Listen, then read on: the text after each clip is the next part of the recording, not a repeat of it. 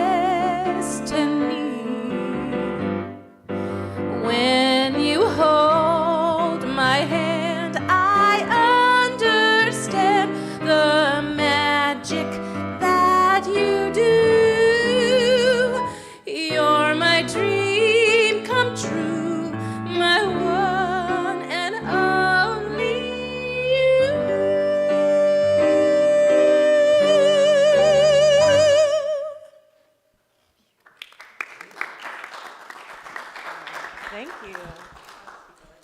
Okay, you can rise and we can sing, what are we singing? I've got peace like a river. Number 100.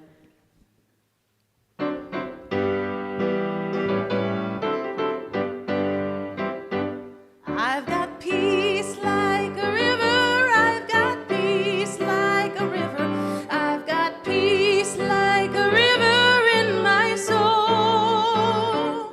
I've got peace like a river, I've got peace like a river, I've got peace like a river in my soul. I've got joy like a fountain, I've got joy like a fountain, I've got joy like a fountain in my soul. I've got joy like a fountain, I've got joy like a fountain, I've got joy like a fountain in my soul.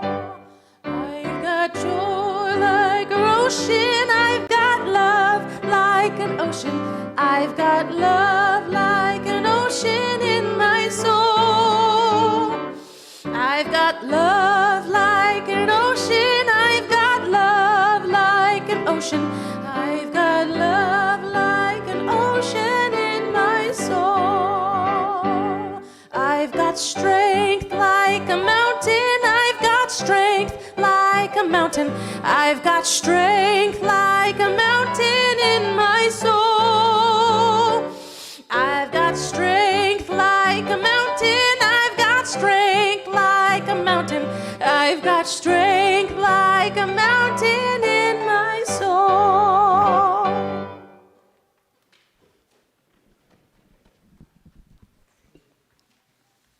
Well, that's a good way to start. Thank you. There's also, I just wanted to bring your attention to, in the order of service today, there is a little dedication by Tom Mosier written regarding the first song, the sponsored song today. So that's pretty sweet. Well, good morning, and welcome to the Unitarian Universalist Church of Spokane, where our mission is to join together to create a nourishing, liberal, religious home and to champion justice, diversity, and environmental stewardship in our wider world, or as we like to say in short, to create community, find meaning, work for justice, and live justly. We're glad to have you with us, whether you're right here within the walls of our beautiful sanctuary or joining us from afar with the miracle of modern live stream technology, whether you're one of our longtime members or have been here for a very short time, or if you're joining us today for the very first time, welcome. At UUCS, we appreciate the unique experiences, backgrounds, beliefs, and lifestyles of everyone. So welcome to all. If you are new here, one Sunday each month, we invite a guest speaker to join us in our pulpit. And today we are pleased to welcome Tessa Delbridge. Tessa is a seasoned communications professional, currently serving as the Director of Presidential Communications at Eastern Washington University. In this role, she serves as the lead speechwriter and communications advisor to President Shari McMahan, helping to shape the university's most visible messages.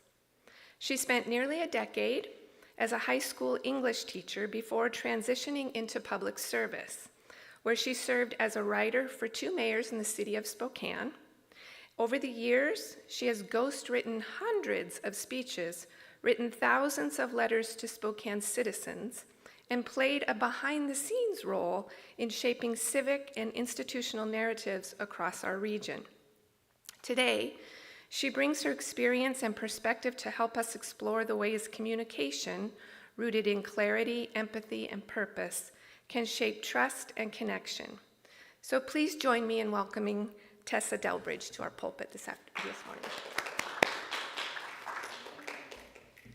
We were talking a little bit earlier about what the difference between working behind the scenes and standing in a pulpit. And so it's a little different. Okay, I do have one announcement before we greet each other. This was just handed to me, so this is important information.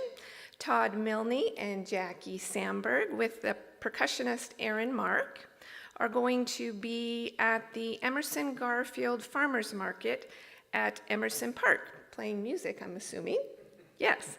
Friday, August 29th. That's from 3 to 7 p.m. So if you're looking for some fun for that, that would be fun. Okay, no further announcements have been given to me. So let's take just a minute or two. You'll have to walk a little bit or find somebody, or you can just turn to somebody next to you or wave from across the room. Just to greet one another, try to say hello to somebody you haven't met yet if there is such a person.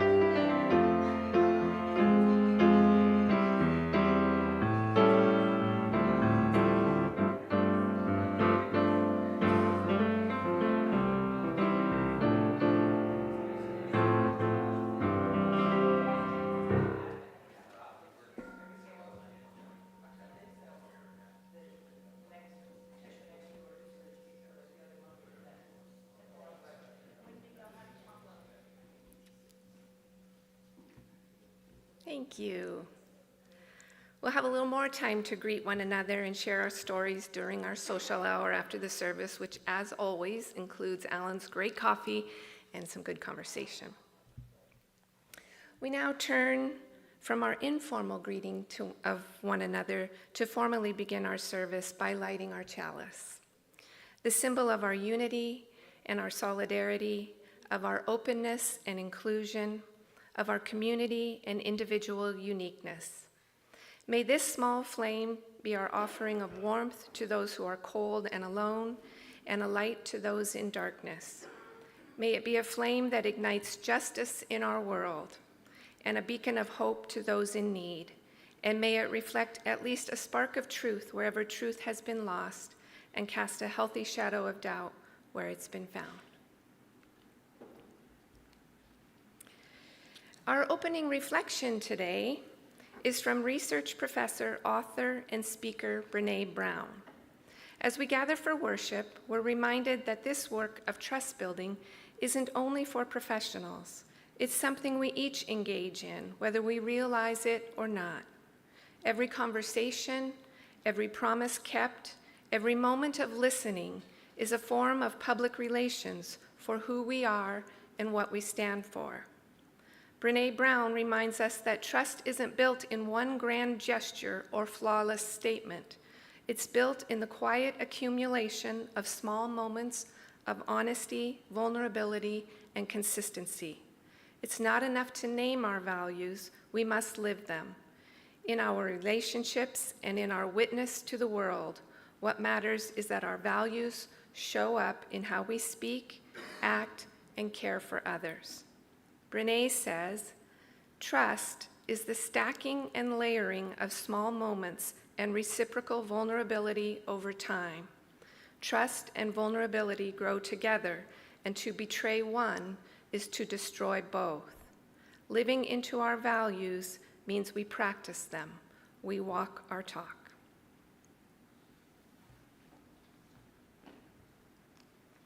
All right, if you could please stand and sing There Is More Love.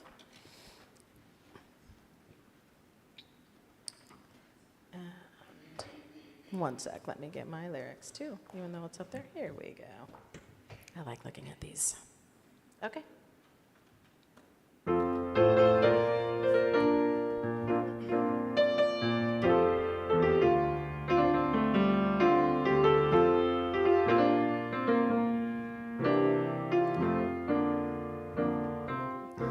There is more love somewhere. There is more love somewhere.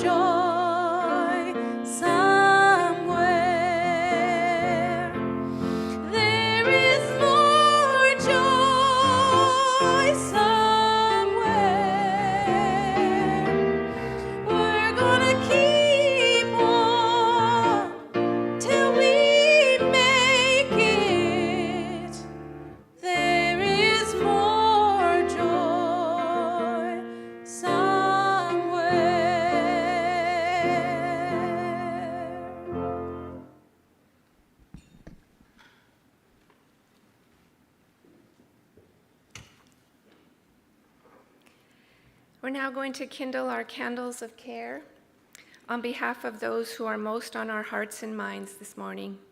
And we begin, as we have been for quite some time, for the people of Ukraine and Russia, the Palestinian people, the people of Israel, the people of Iran, the people of Syria, and on behalf of the many frightened immigrants in our own country, suffering the loss of loved ones and the uncertainty they face for their own safety as they attempt to go about their lives here in the land of the free and the home of the brave. Let us share a moment in silence, embracing others who are here and hearing our hearts and minds this morning. You're welcome to say their names aloud as you're willing.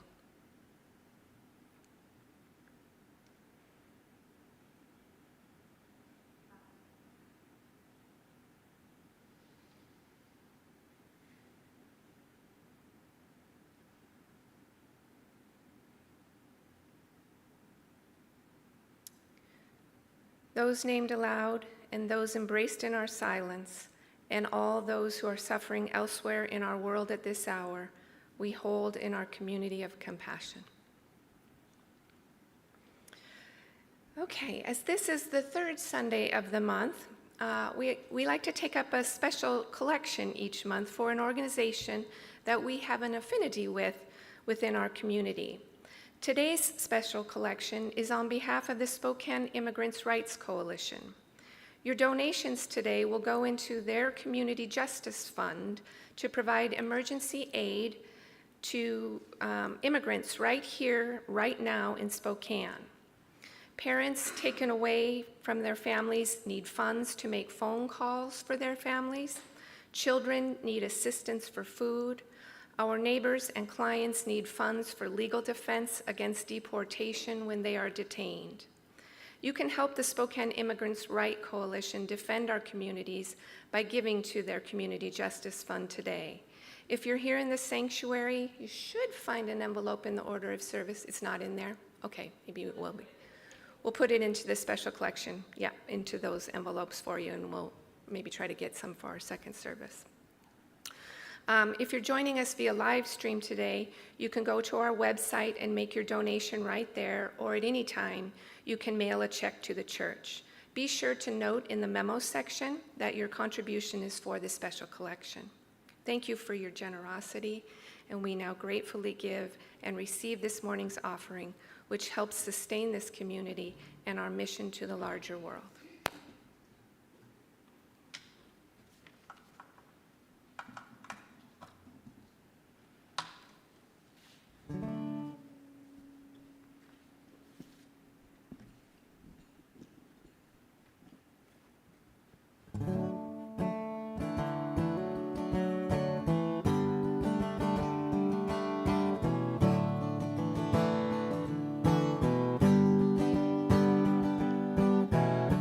Crazy Willie was crying out,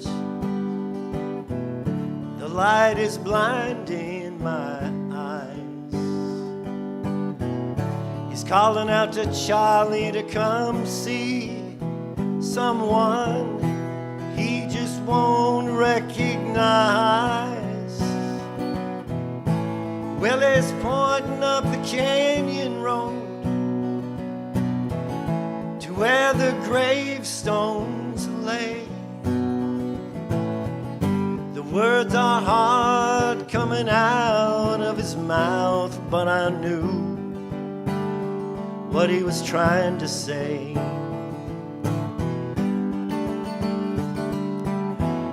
And Charlie said he'd heard about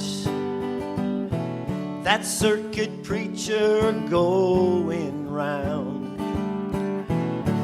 healing the blind and raising people up from their plots underneath the ground. And Crazy Willie said, "Hey Charlie, did you know Lazarus went down?" He said, "The preacher's gone on up by his gravestone. He's drawing quite a crowd."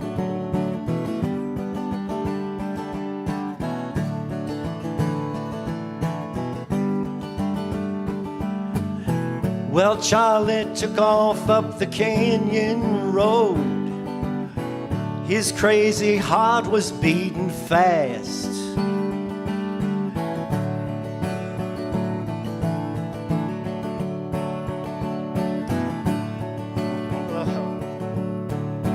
Willie took off right behind, yelling out, I don't wanna be last. Well, Willie looked on kinda skeptical to see the glory of his words. And Charlie was moved more than he could say, 'cause he knew he'd seen the Lord.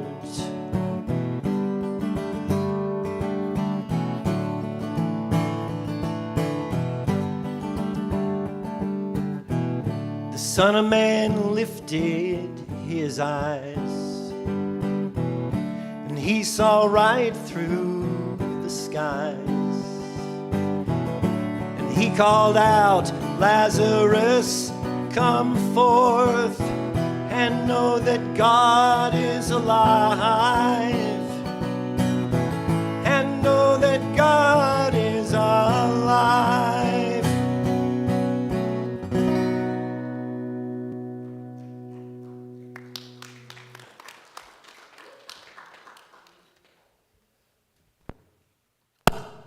Thank you so much. Beautiful.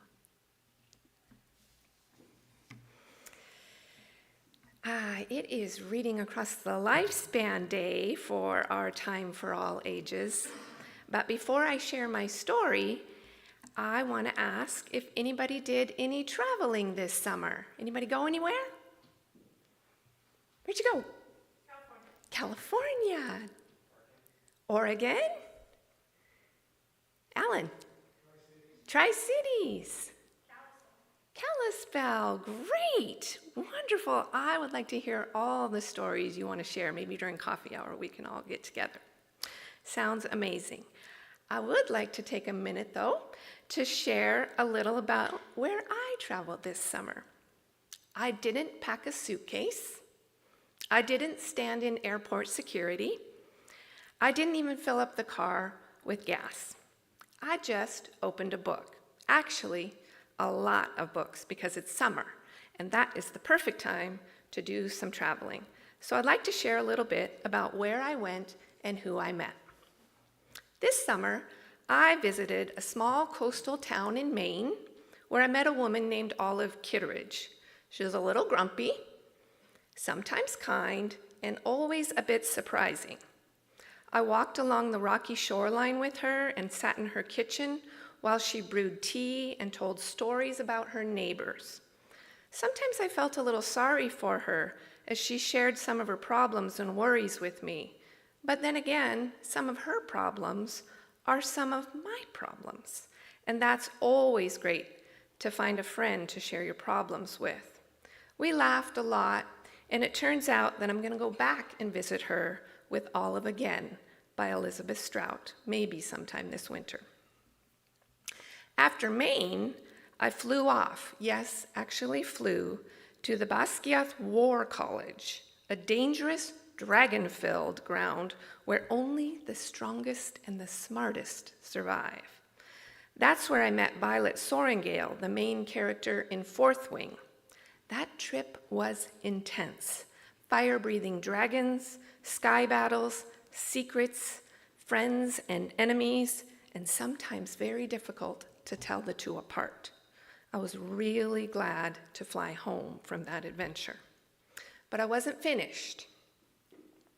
I stepped back in time to the court of King Henry VIII, man was that guy a piece of work, where I met Mary Boleyn, sister to Queen Anne, in The Other Boleyn Girl by Philippa Gregory. The castles were cold, the dresses were heavy, and the danger was real. I had to be very careful about what I said and who I trusted. After that adventure, I needed something relaxing, so I tagged along with a couple on a gorgeous vacation to Bora Bora. Crystal waters, white sandy beaches, except In Something in the Water by Catherine Steadman, things were not quite as perfect as they seemed, and that trip turned out to be anything but relaxing. Let's just say if you're going to go out scuba diving and you see something mysterious floating in the ocean, maybe just ignore it. I also spent time with a group of remarkable, friendly, and funny children who lived together in an orphanage in the house in the Cerulean Sea by T.J. Klune. That's where I met 6-year-old Lucy, short for Lucifer. Yes, the devil himself.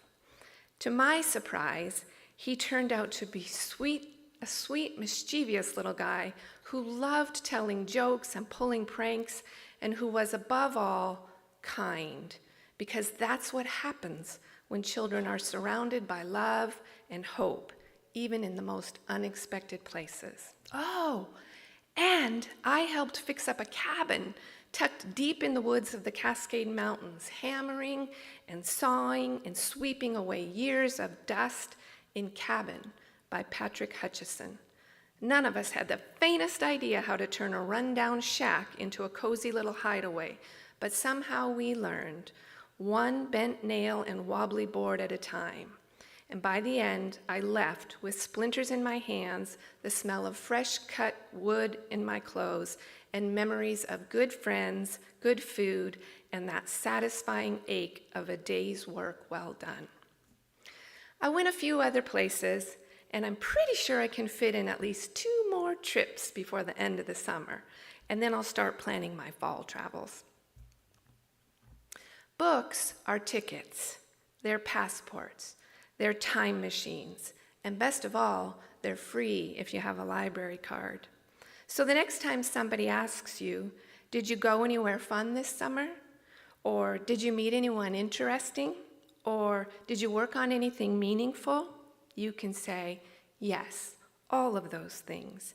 I traveled far. I met unforgettable people. I faced dragons, built cabins, uncovered secrets, and even saw how adventures in books can shape adventures in real life. Every place I went, every person I met, every page I turned left a little mark on me. Stories have a way of changing us, helping us see with new eyes and opening our hearts and minds to new ideas. And when we carry those new ideas into our real lives, we start to shape a braver, kinder world where everyone belongs, even little Lucifer.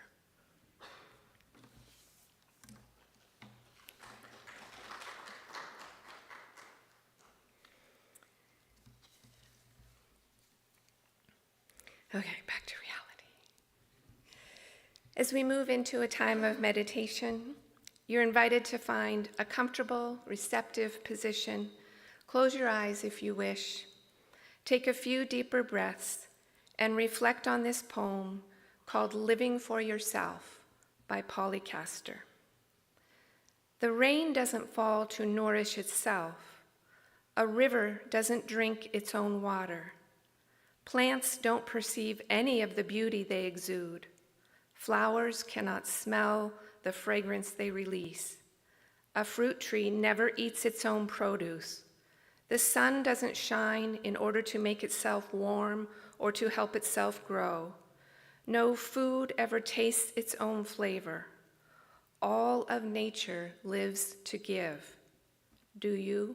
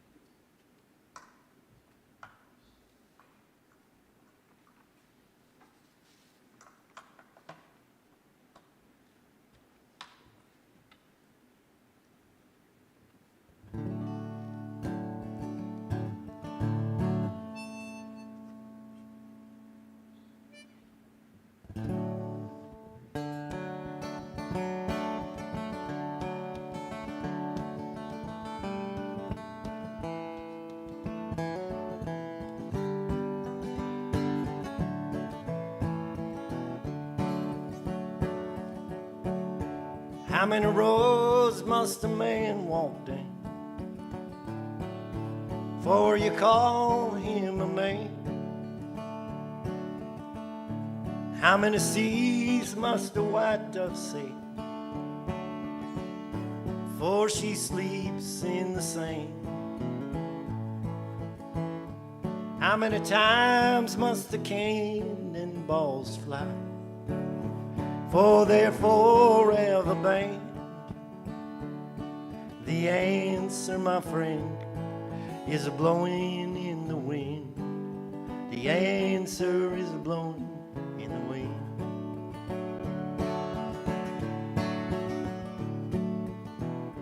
How many years can a mountain exist for it's washed to the sea? How many years can some people exist for they're allowed to be free? How many times can a man turn his head pretending that he just doesn't see? Well, the answer, my friend, is blowing in the wind. The answer is blowing in the wind.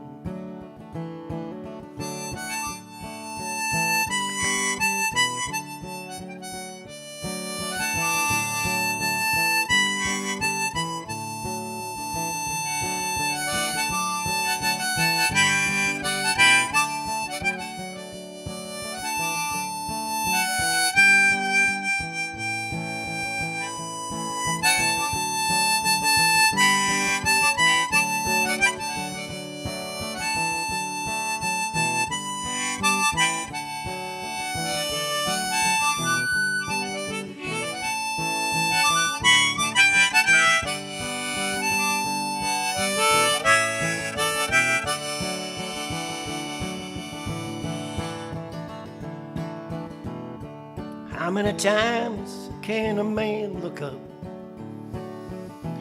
before he can see the sky? How many ears must one man have before he can hear people cry? How many deaths will it take till he knows too many people have died? Well, the answer, my friend, it's blowing in the wind. The answer is blowing in the wind.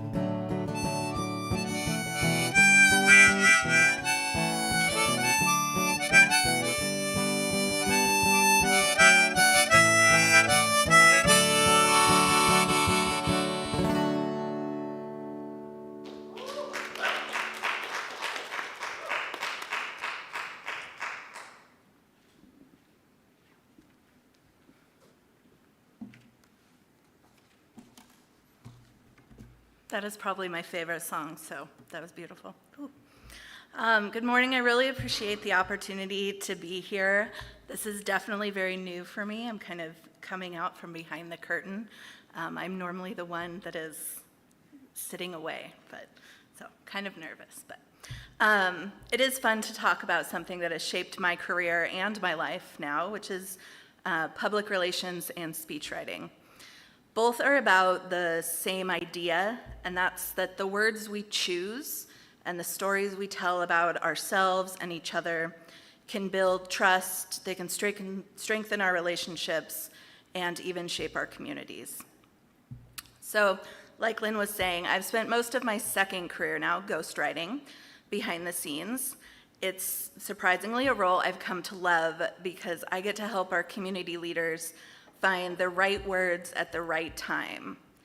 So like she was saying, before this chapter, I was a high school English teacher in a small town near the Tri-Cities, and I genuinely thought I'd retire from the classroom.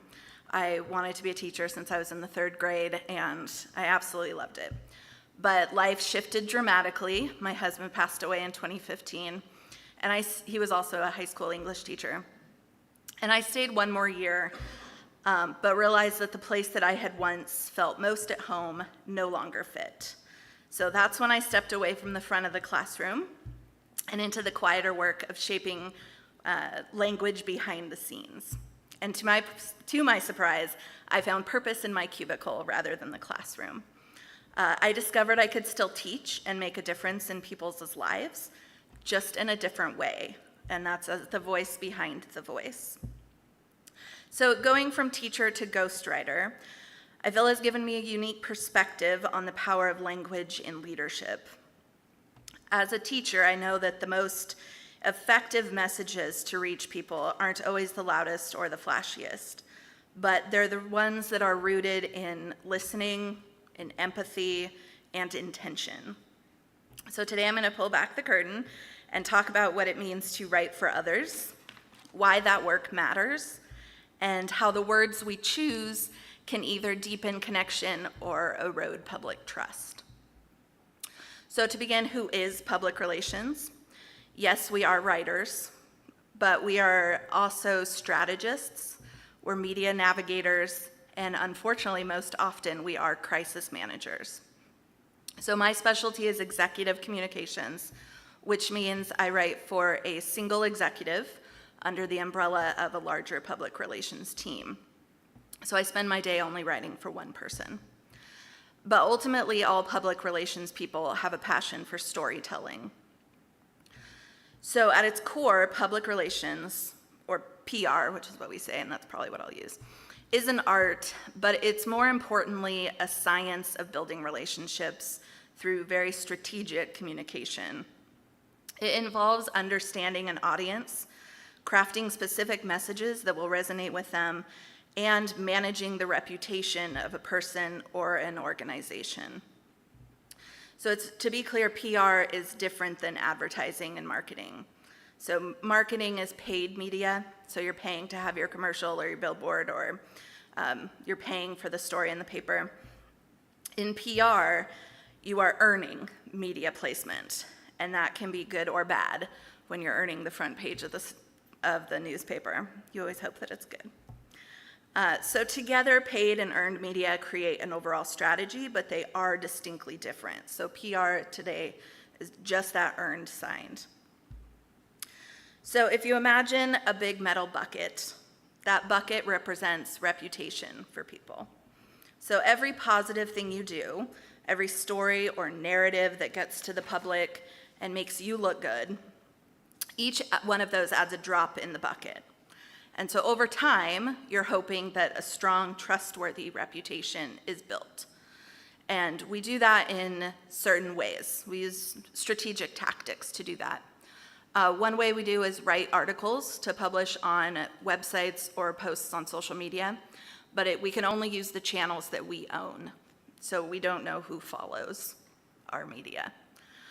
If you have an interesting angle on a hot topic, we try and submit op-eds to a news source, and we base it on who the audience is and who is most likely to read that story. Since PR is earned, we also consider making press releases, which, if you don't know what that is, it's a pitch to the media to try and earn a story or have them do a story. And we give them kind of the whole kit in hopes that they find it interesting enough to publish. But there's no guarantee that a message will make it to the public. So we have a multi-pronged strategy when it comes to storytelling. We have to have different ideas to fill our bucket, since we can't pay to get those stories in there. So in addition to writing our story, we also put our executives in front of different audiences to deliver speeches. I am not speaking on behalf of Eastern Washington University, though, today. And we do that so that they can connect, but also authentically tell the stories and capitalize on our strengths.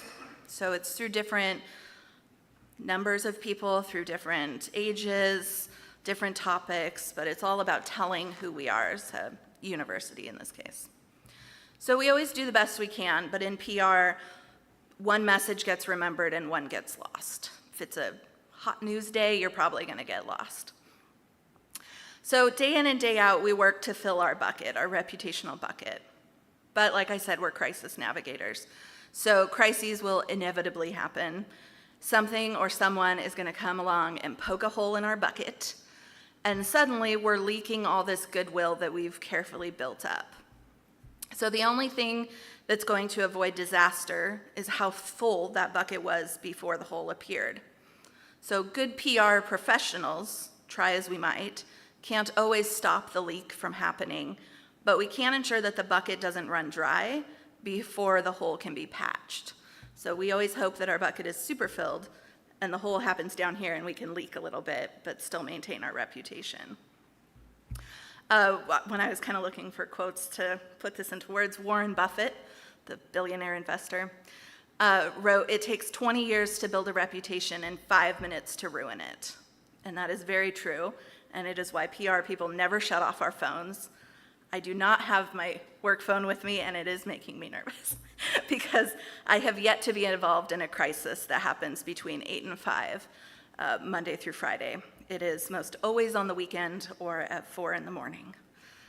So that's reputation building, but I would be remiss if I avoided PR's own reputation, and that's our reputation as spin doctors. So the term spin doctor originated in the 1980s political arena and refers to someone who takes a negative story and twists it into something very deceptively positive. So it's bending the truth and manipulating the public, and it raises serious ethical concerns, obviously. There's a real tension in public relations between advocacy and honesty. Our role is to help people and organizations present themselves in the best light, but it shouldn't ever come at the cost of the truth. You know, sometimes distraction is part of our strategy, which is releasing good news alongside bad news, but that's not the same as twisting. So ethical PR prioritizes the full picture, but it shouldn't deceive. And I unfortunately have to say I did like 30 versions of this speech. I'm an editor, but I have been involved in one spin situation, and it made me feel just so icky and caused me to leave politics. Even though I really like politics, I spun something to the City of Spokane, and it sat wrong. So I got out of politics, but unfortunately not everyone does that. So we are seeing egregious examples of spin today on legislation or biased government messaging that blurs the fact and the fiction. And it does tell you a lot about the person or people behind the spin. It's very troubling, but it's all too common a practice. And it just erodes trust when you can't believe what people are telling you because they are just flat out manipulating the story. In a 1946 publication that's called Politics in the English Language, George Orwell warned us that political language, and with variations, this is true of all political parties, from conservatives to anarchists, is designed to make lies sound truthful and murder respectable, and to give an appearance of solidity to pure wind. Words shape our reality. I firmly believe the pen is mightier than the sword. And PR people owe it to our audiences, to you, to yield them with integrity. And that belief is something I take into my speech writing. So when you write a speech, it's not just arranging words artfully. It's entering someone else's voice, their values, and the worldview to tell a story honestly. And when those words are ultimately spoken by the face of an organization or a city or a university, the integrity with which they were crafted matters just as much as the message itself. Boston Mayor Michelle Wu, her speechwriter Ezra Zweli, he, in an interview that I watched, he described the practice as a visitation. So you are a guest in someone else's mind and voice. It's a privilege, and it's also exhausting and disorienting, which is very true. It is disorienting to basically spend my day as someone else. After almost 1,000 speeches, tens of thousands of external emails to Spokane citizens, if you've ever written a letter to the mayor, they are not the ones reading it. It was me, and we were responding as ghostwriters. I've written letters to organizations, government officials, and a few op-eds are out there that are written by me, but not me. This is the first time writing in my voice in 8 years for the public, and the first time I get to claim credit for the words. It was interesting when I was asked to speak. Paul Lindholt, who was my professor at Eastern, he was like, "Oh, put this on your CV." And I was like, I don't have a CV because I can't claim credit for anything I've done in the last 8 years. I have not published under my own name, so I could basically just make whatever I wanted on there. So that's kind of a weird feeling as a writer. But I love every minute of writing for other people. It does become difficult to turn off. Like I said, I've gone through like 30 versions of this over a month, and I still made edits last night and this morning. So, but I could do it in like 10 minutes if I was writing for somebody else. And even in something as simple as social media, I now find it hard to write in my personal voice. So I can write flawless post for the president in minutes if she sends me a photo, and then just end with like, "Had a great time," heart emoji. I'm like, I do this professionally. Get it together. But it is an absolute privilege to be the words behind our community leaders. And a good speechwriter becomes whatever the moment or the principal, the executive, requires. So in other words, a good speechwriter is like a mimic octopus. So stay with me on this one. So I learned about this extraordinary sea creature through an Octonauts episode, which is a kids show I used to watch with my daughter. And it's like these little animals underwater, and they feature a cool sea creature every month or every week. So this octopus, this mimic octopus, which was discovered in the 90s, is like other octopus in that it can change behavior to imitate other animals. And it's been recorded mimicking over 15 different species. So I have only mimicked really 3, but there is a 4th one out there and kind of a 5. So for example, this mimic octopus, it's floating along, and acting like a piece of coral that a normal octopus would. The octopus recognizes the fish, recalls that its natural predator is a sea snake, and then turns itself into a sea snake, adopting the correct color and behavior, damselfish. And it can identify over 15 different species doing this. It's crazy. It's like, so in the same way as a mimic octopus, a speechwriter mimics our principal and adapts in different situations. So we study our principal's tone, especially with different topics. And right now with President Shari McMahan, I went from writing for Mayor Nadine Woodward to writing for the president in 2 weeks' time.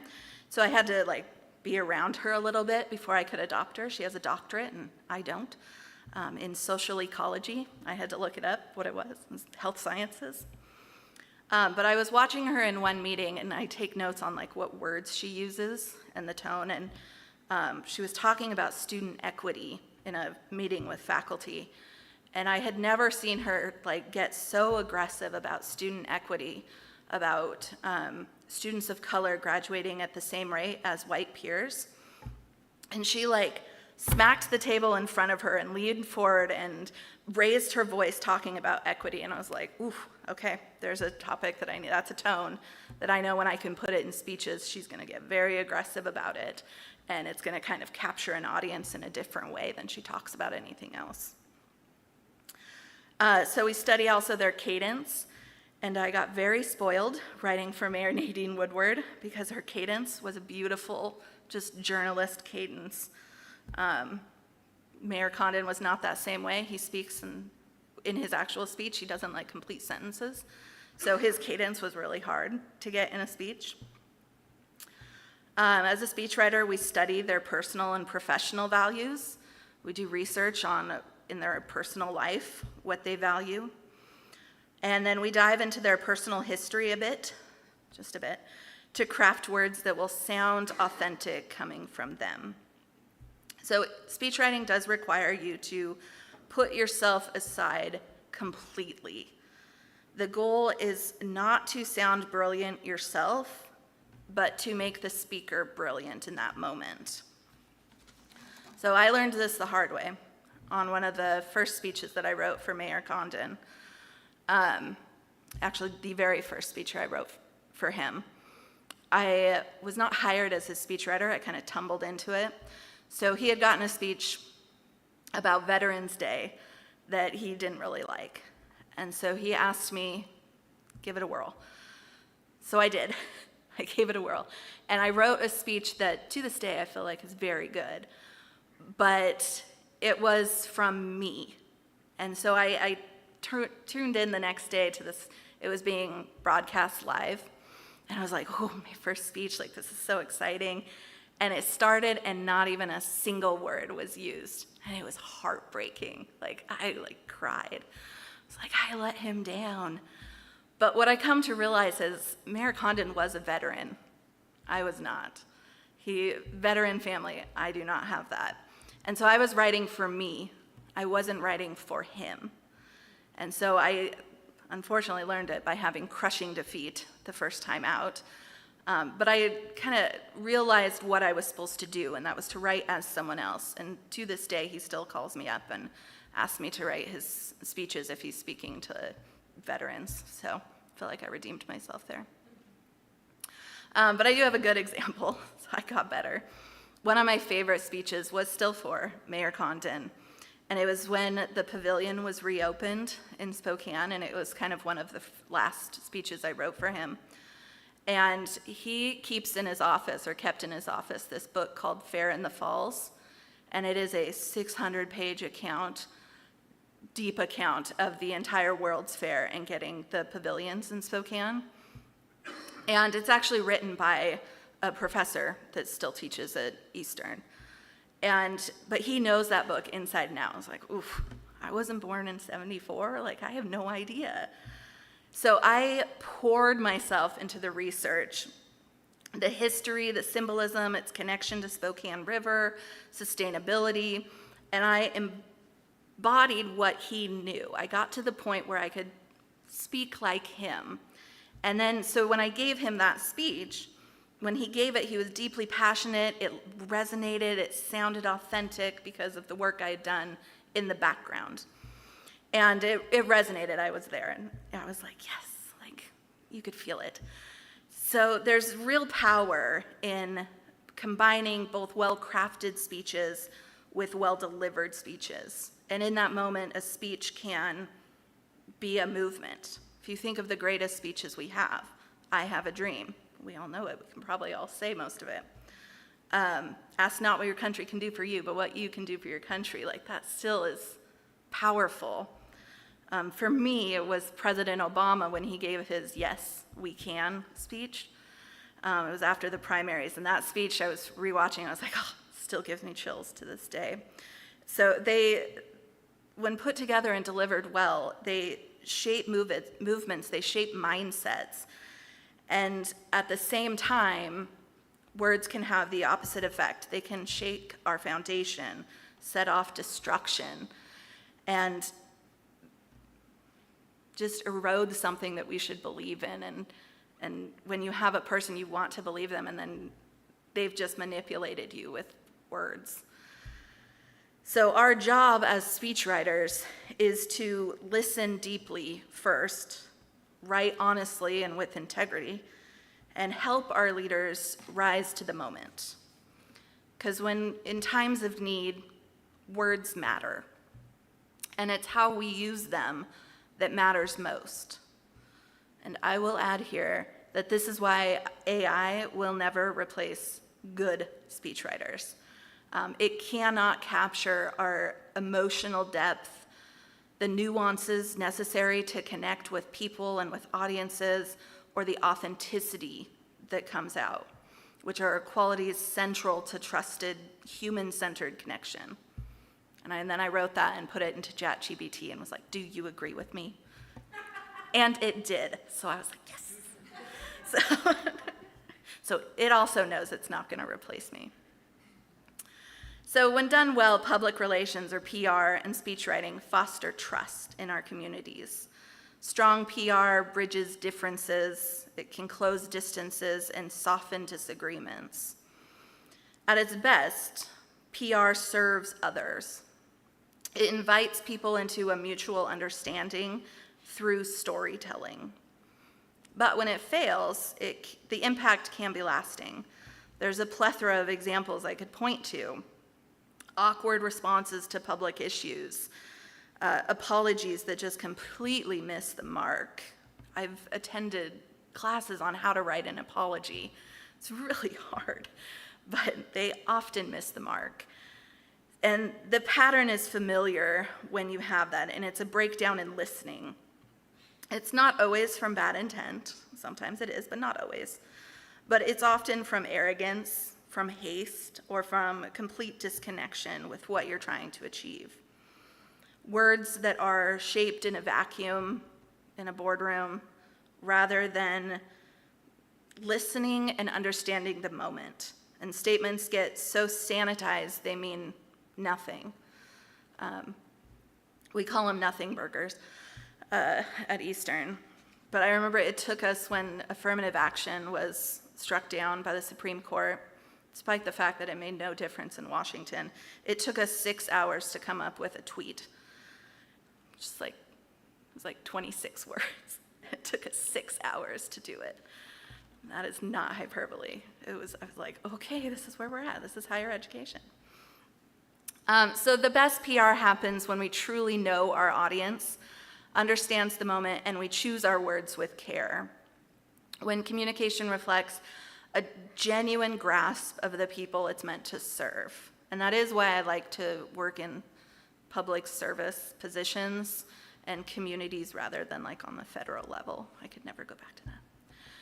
So to wrap up, turn away from the professional into the personal, which actually is almost exactly like what Brene Brown says. Public relations is about how we present ourselves to the world, how that shapes the relationships that we build as people. Every day we're all practicing public relations. I did not copy Brene Brown in this. I was like, this is me. Each of us is telling a story through how we speak, how we listen, how we respond. We don't have a team crafting a polished image for us, but we do control what we say and how we say it. In our individual lives, we shape our stories through consistency, through compassion, through care. Our words and our stories carry weight, not just because they inform, but because they reveal. The tones we use, the pauses we take, our cadence, the ways we engage across disagreement, all of it adds up to our reputation. We're all filling our personal bucket every day. And in the end, the story you earn will always speak louder than the story you tell. Thank you.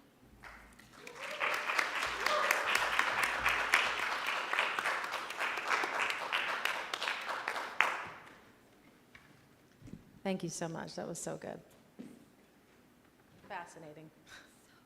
Okay, so if you could stand up and sing with us, Blue Bow Tone.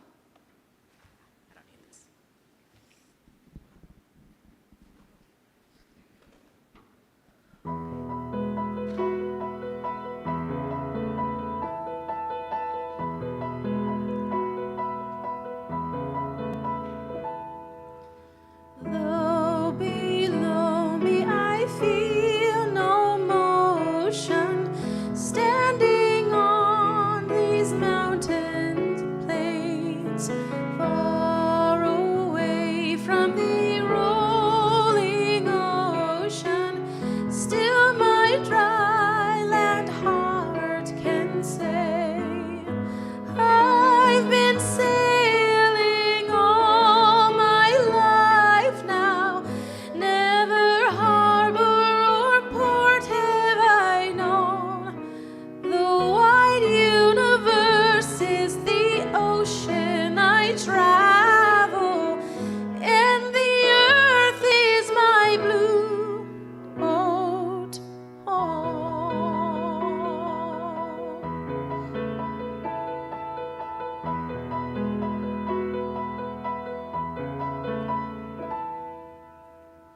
Sun, my sail, and moon, my rudder, as I ply the starry sea, leaning over the edge in wonder, casting questions into the deep, often hear my ship's companions, all we kindred pilgrim souls, making our way by the lights of the heavens in our beautiful blue boat home.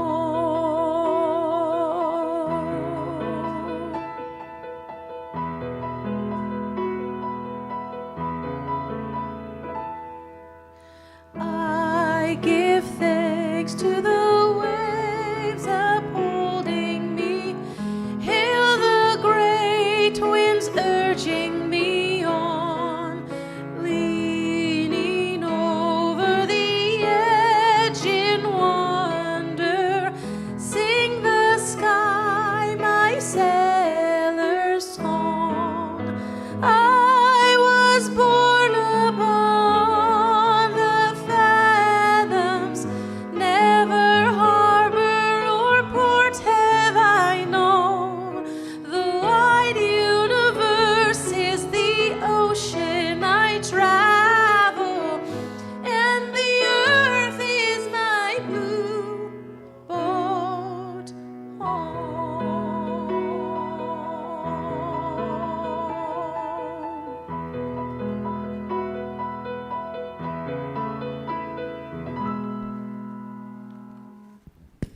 Thanks, Rashay. So beautiful. Our benediction today is from the late Howard Thurman. Don't ask yourself what the world needs. Ask yourself what makes you come alive, and go do that, because what the world needs is people who have come alive. Amen. Blessed be. Salam alaikum and shalom.